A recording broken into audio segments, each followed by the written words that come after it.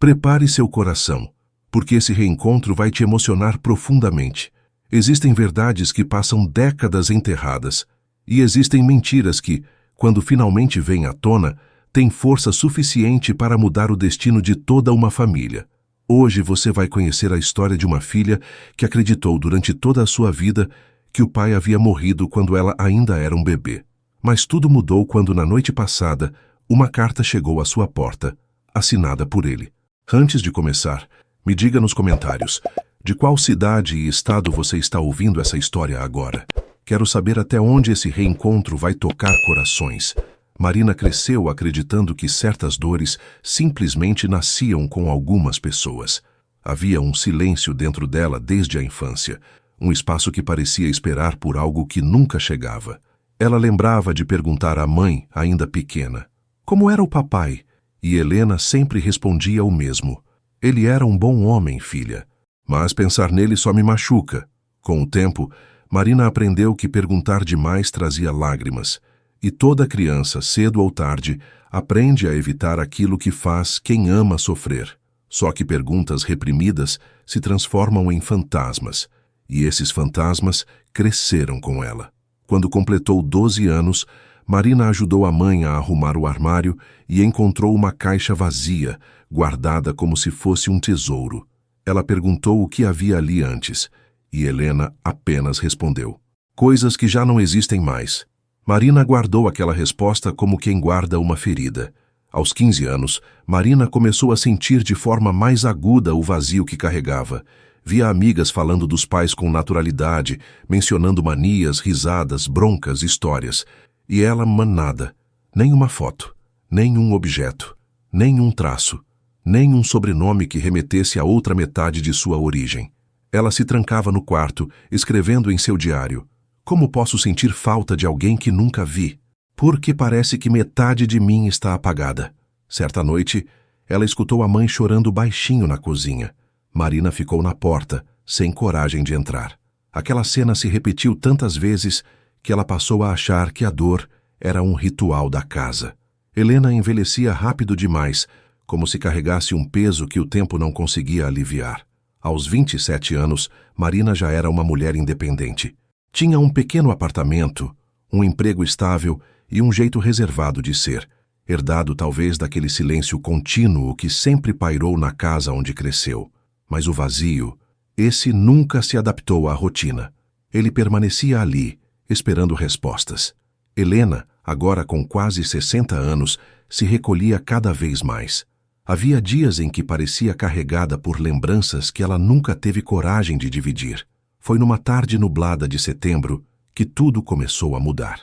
Marina chegou para visitar a mãe e a encontrou sentada no sofá, segurando novamente a mesma caixa vazia que encontrara quando tinha 12 anos. Mas dessa vez, ela estava cheia, fechada com fita, pesada. Marina, Helena disse com a voz falhando, tem coisas que eu deveria ter te contado, mas não tive coragem. Marina se sentou ao lado dela, sentindo o ar ficar denso, como se a sala estivesse prestes a revelar um segredo guardado por décadas. Mas antes que qualquer verdade fosse dita, o corpo de Helena perdeu a força. A caixa caiu no chão, e Marina viu a vida se desfazendo na sua frente. No hospital, o som dos monitores preenchia a mente de Marina como um aviso constante de que o tempo estava acabando.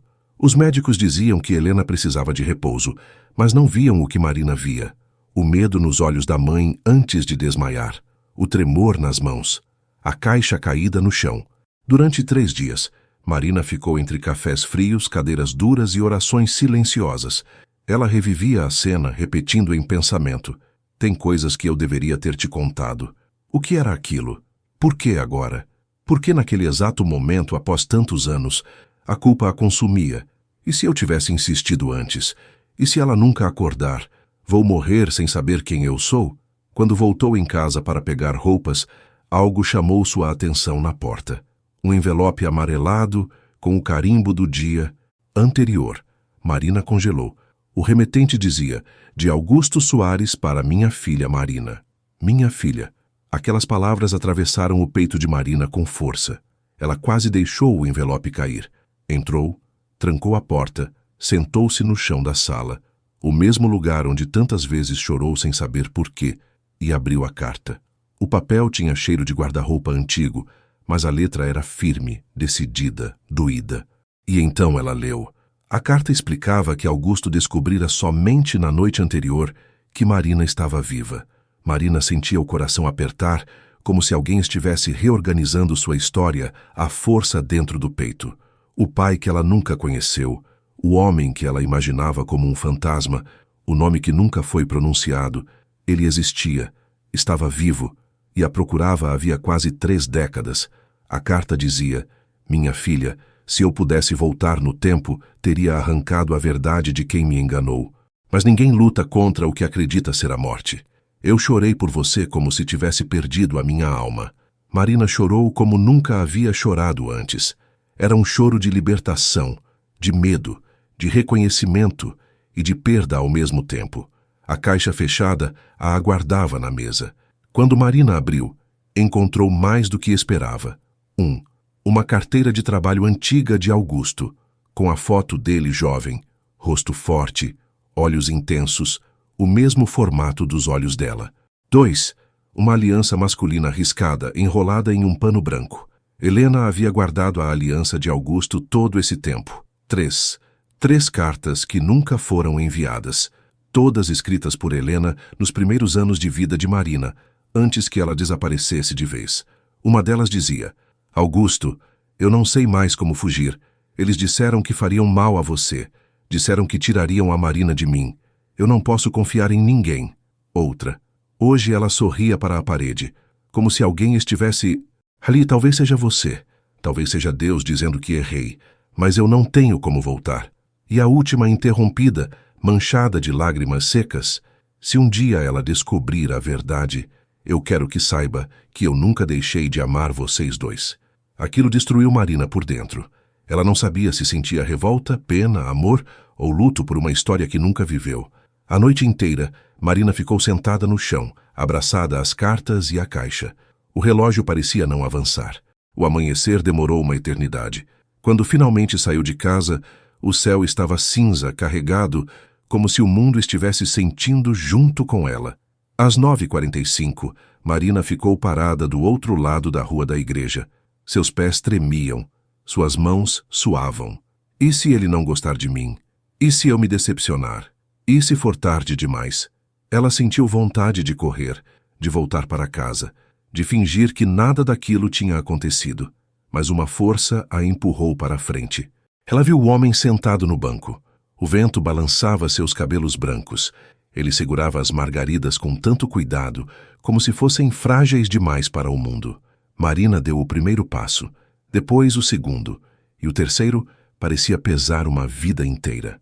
Quando ela parou à frente dele, Augusto levantou o rosto devagar. Os olhos dos dois se encontraram, e naquele instante ele reconheceu. Não o rosto, não os traços, mas a alma. Marina, a voz saiu quase como um sussurro suplicante. Ela não conseguiu responder, apenas chorou. Augusto levou as mãos ao rosto, soluçando, e então a abraçou, forte, com arrependimento, com saudade, com amor, com desespero, com tudo o que ficou preso por 27 anos. Foi um abraço longo, com pausas, com respirações pesadas, com lágrimas que se misturavam. Você está viva, você está viva. Meu Deus, você está viva. Horas depois, Marina levou Augusto ao hospital. No corredor ele andava devagar, como se cada passo precisasse pedir permissão ao passado. Quando entrou no quarto, viu Helena deitada. A boca dele abriu, mas nenhuma palavra saiu. Helena acordou com o som dos passos, e quando viu Augusto, o tempo inteiro caiu sobre ela. Eu não consegui proteger ninguém, ela disse entre lágrimas. Augusto segurou a mão dela, firme. Você tentou, eu também tentei, e falhamos, mas não importa mais. Nossa filha está aqui. Foi a primeira vez em 27 anos que alguém chamou Marina de nossa filha. Nos dias que seguiram, Augusto e Marina passaram horas conversando. Ele contou histórias da infância dela que imaginou. Ela contou tudo o que viveu sem ele. Os dois choraram pelo tempo perdido, mas também sorriram pela oportunidade de recomeçar. Helena, já consciente, pediu perdão. E Marina percebeu que, apesar dos erros gigantes, a mãe a amou da maneira que conseguiu, mesmo que isso tivesse custado sua própria felicidade. A vida leva, a vida traz, mas a verdade sempre encontra um caminho, mesmo que demore décadas, mesmo que doa, mesmo que destrua tudo antes de reconstruir.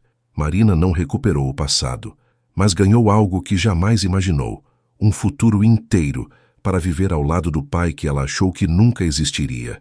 E agora eu te pergunto, você acredita que tudo acontece na hora certa? Se essa história tocou seu coração, deixe seu like, se inscreva no canal e compartilhe com alguém que precisa acreditar no poder dos reencontros. Prepare seu coração, porque nos próximos vídeos ainda temos histórias que vão emocionar sua alma.